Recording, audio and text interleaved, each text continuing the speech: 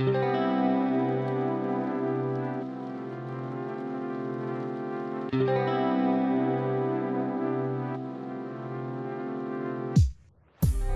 everyone, my name is Jill and welcome to my channel. If you watched my most recent video, you know that I tried to spawn my betta fish and it didn't end up working out how I wanted it to.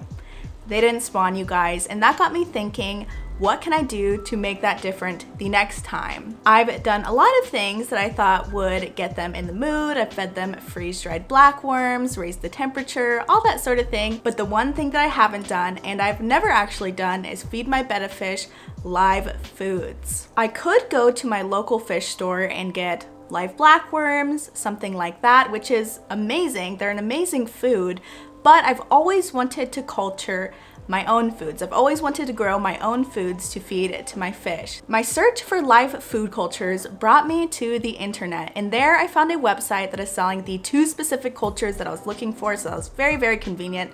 I actually ordered some other things from this website a few days ago and I posted a video about it.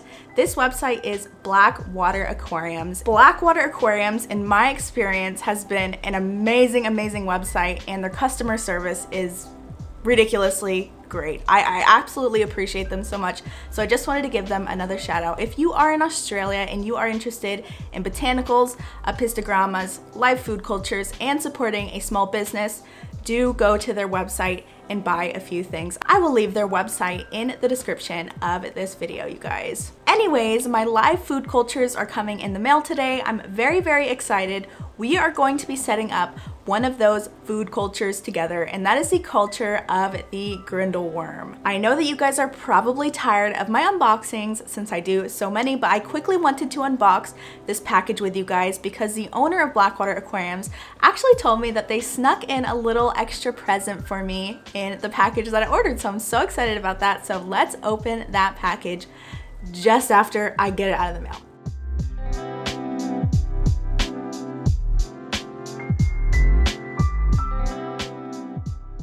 Okay, you guys, I just got back from the mailbox and we did have our package in the mail, so that is so exciting. And here is just about everything that we're going to be needing for setting up our Grindal worm colony. We'll touch on this in just a second, but for now, let's open up this package.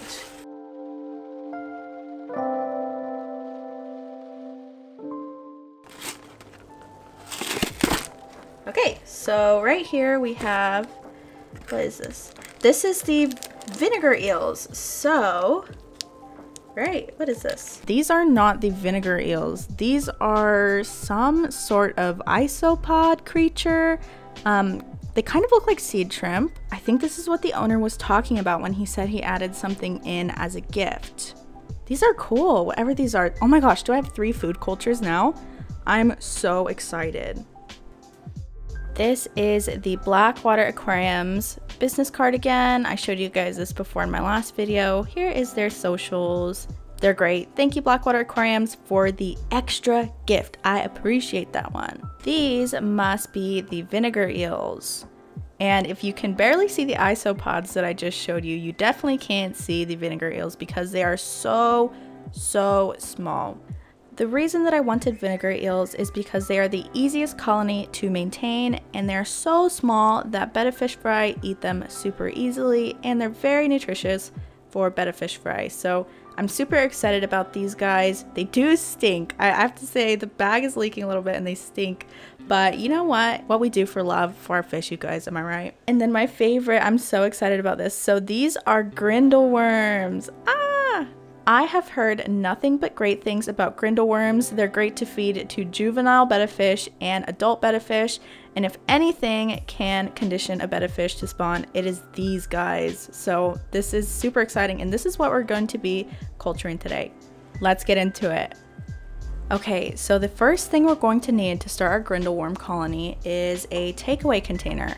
Preferably one that is an okay quality because the lid should be a tighter fit. Next, we're going to need some soil. This is a soil puck. I will add water to hydrate it in just a second. Then we need a cover to go over the soil. The cover needs to be smaller than the box so it fits in like this. A glue gun. we're gonna need a regular small piece of a filter pad, or this is more commonly used. It's just the fluff that goes in a filter as well. Here is our takeaway container. I cut a rectangle out in mine. A lot of people will cut holes in theirs. I cut mine as a rectangle because I'm going to be hot gluing the filter pad right here, so fruit flies can't get into my container and neither can mites. So either cut out a hole that fits your filter pad or just small holes and you can stuff in this filter fluff. Some of you are probably wondering why I'm so untidy and I have bread just sitting around, but we also are going to need bread to feed our Grindal worms, and obviously we're going to need our Grindal worm culture to start our colony. The first step for me is going to be to hydrate this soil puck. A lot of people don't just have soil pucks sitting around.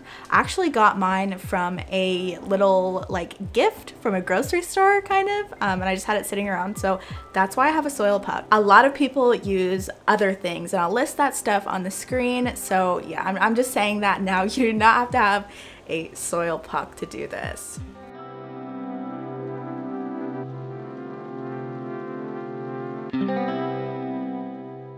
You want your dirt to be wet, but not too wet, so it's not muddy. A rule of thumb is grabbing a little bit like this, squeezing it, and you might see a little bit of water, but it's not a ton of water, and your soil will stick together a little bit.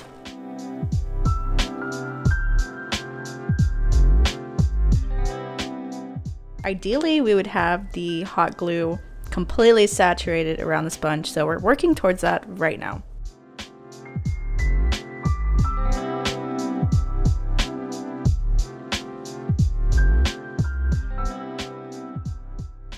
Okay, so this step is not completely necessary, but I made a little grabber part that I'm gonna hot glue on this disc. So when I want to collect my Grindal worms, I can just lift it up and not have to do this, you know what I mean? Anyways, so we're gonna hot glue this onto this plastic panel thing.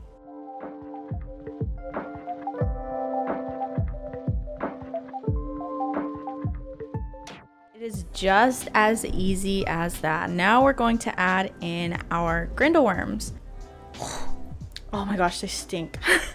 Okay, I think I have an idea. I'm gonna use water. I'm gonna get a little bit of water, swish it around in here, and then pour the water in here.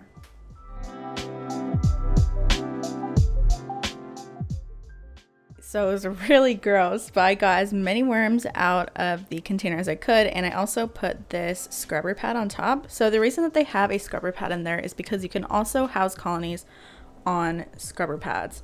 I did not decide to do that this time. I wanted to do it the OG way, but there is still a lot of worms in the scrubber pad, so I'm gonna leave that in here.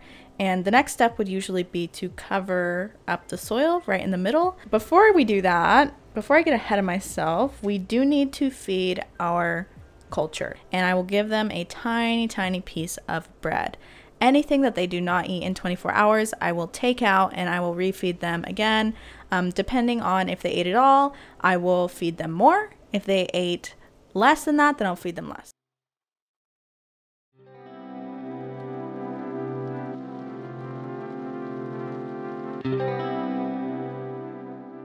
And now you guys, all we have to do is put the lid on our Grindal worm colony. And it is as easy as that. It's funny because while Grindal worm colonies are easy to start, they're a little bit difficult to maintain, and that is because you have to make sure the soil is still moist, not too moist. You also have to feed them every single day, so you can't really go out on long weekends camping or anything like that and just leave them and come back and expect them to be completely healthy. So they are a little bit more high maintenance than, let's say, vinegar eels. Speaking of vinegar eels, I will be creating a video soon on how to create a colony of vinegar eels. That'll probably be out in the next week or so, so keep your eyes peeled for that one. Again, shout out to Blackwater Aquariums for having such amazing products and just being so amazing in general. If you're in Australia and you're interested in going to their website or buying something, I will leave a link to their website in the description of this video. Before you guys go, I do have one important thing to say, and that is a huge thank you to my patrons on Patreon. So thank you so much, Kelvin, Danny, Stormy, Abby, Cam, Skippity Skeep, my mama, Dan the Man, my sister, CJ, Betta Days, Kathy, Lou, and my newest patron on Patreon, 2. Without you guys, I seriously would not be able to make videos like this, and I'm forever grateful of you, seriously. If anyone else would like to become a patron of mine, I will leave a link to my Patreon in the description of this video. Thank you so much for watching. If you like this video, please do drop a like because it helps my channel so much. If you like me, do subscribe, and I hope to see you in the next one, you guys.